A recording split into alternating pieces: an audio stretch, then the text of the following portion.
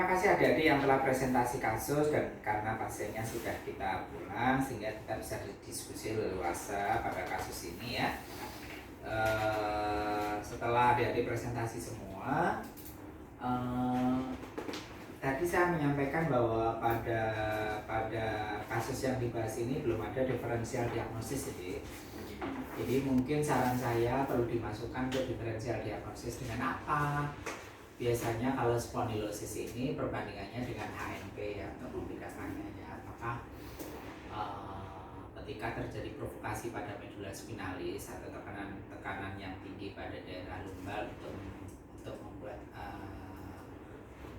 manuver pada medula spinalis, apakah ada rasa yang demikian? Dan untuk membedakan ini spondylosis tetapi juga ada HNP-nya pada segmen yang lain gitu ya. Dengan apa? Dengan batuk atau dengan ngeden gitu ya.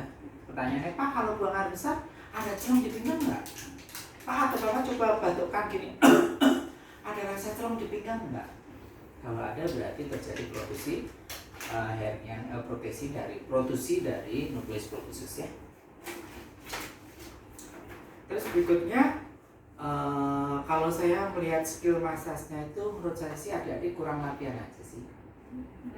Kalau melihat ya, melihat dengan skill kamu, kayak begitu itu Pak Budi dan barangkali Bu Tuti kalau melihat juga akan ngerti bahwa sebenarnya kamu kurang digeber dalam skill massage ya. Itu penting banget menurut saya. Jangan gengsi fisioterapi belajar massage ya. Karena berawal dari massage ini kamu akan dapat pasien banyak banget dan akan melatih skill kamu lama-lama, skill manipulasinya, skill pasif aktifnya kayak gitu ya. Gerakan pasif dengan handling kamu itu juga akan bisa didapat dari massage dari awal pertamanya gitu ya. Terus kan saya pernah menerangkan AFR geriatri pada kanker. Saya belum merasa mendapatkan AFR pada pasien ini ya. Yang tadi walaupun kamu menyaingkan minyak, lempar gini, itu sebenarnya ada aspek-aspek AFR yang lain. Coba ditanyakan Bapak itu hobinya apa misalnya. Akhirnya kita bisa memberikan aktivitas ini. Bapak hobinya apa? Pekerjaannya apa? Hobinya dulu bermain golf, Pak. Nah, apalagi bapaknya ini hobinya bermain golf, ya kan? Misalnya bisa aja kamu ajari minyak tadi boleh, bisa aja misalnya kamu ajari gerakan minyak kenapa? Ini Pak, minyak. Latihan koordinasi, ambil barang. Ya bisa latihan misalnya, bagaimana kalau lempar tangkap bola untuk dia itu pemain golf. Atau bagaimana kamu menyuruh seolah-olah permainan golf walaupun dari koran sama kayu yang untuk seperti bentuk dari permainan golf, bisa aja kayak gitu.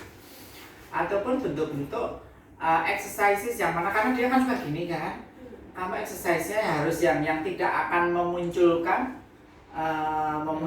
gerakan tremor, resting tremor kayak begitu. Makanya saya nggak menyarankan Pak dengan smart saya dong akan muncul itu gitu loh. Tapi bisa juga dengan latihan yang benar-benar tidak memunculkan ada beban yang diangkat misalnya kayak gitu kan, tidak mengantisipasi munculnya gini. Itu ya menurut saya. Terus yang lain sama, ternyata setelah saya membaca materi ini, pedoman ini, makanya kan aku selalu menekankan adik-adik, materi ini kajiannya kok selalu begitu. Ternyata memang produk dari sononya disuruh kayak begini gitu loh. Padahal saya sebenarnya dari dulu itu juga nggak apa-apa buat masukan dari kita. Jadi menurut saya ya, kalau kajian adik yang bab 2 itu kayak begini, saya baca ulang ya. Bab 2, lansia, spondylosis, Parkinson, anatomi, fisiologi, epidemiologi, etiologi, patofisiologi, manifestasi klinis, prognosis, teknologi fisioterapi, penata laksanaan fisioterapi, kerangka berpikir umum spondylosis. Sebenarnya menurut saya dari lansia, spondylosis, Parkinson, anatomi, fisiologi, epidemiologi, etiologi, patofisiologi, ini just info aja. Terus berikutnya apa? Karena cerita spondylosis, kamu harus membedah spondylosis ini dari tingkat sel, jaringan, organ, sistem organ, manifestasi klinis. Contohnya gini gitu, gimana sih Pak Budi kok membedah kayak gitu? Kalau saya bertanya, misalnya komposisi dari korpus vertebra itu apa sih? Oh, bantalan antar korpus vertebra itu sebenarnya komposisinya dari bahan apa sih secara histologi? Nah, itu adalah membedah secara histologi sel, jaringan, organ, sistem organ itu kayak gitu. Terus berikutnya saya menginginkan fisiologi exercises yang di dalamnya ada parameter-parameter. Ini sebenarnya kamu udah mengkaji di sana. Oh, parameter yang saya pakai OS3. Oh, fisiologi exercises pada pasien ini saya harus latihan hanya menghabiskan sekian menit loh Pak, karena dasarnya adalah ini.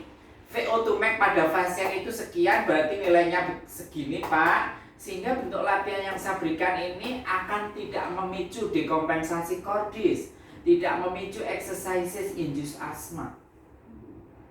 Kayak begitu ya, sebenarnya saya itu berharap itu sampai sono. Anda harus ngerti bahwa ternyata latihan tangan ini energinya lebih berat dibanding energi kaki. Itu dipelajari dari fisiologi exercises. Gitu ya.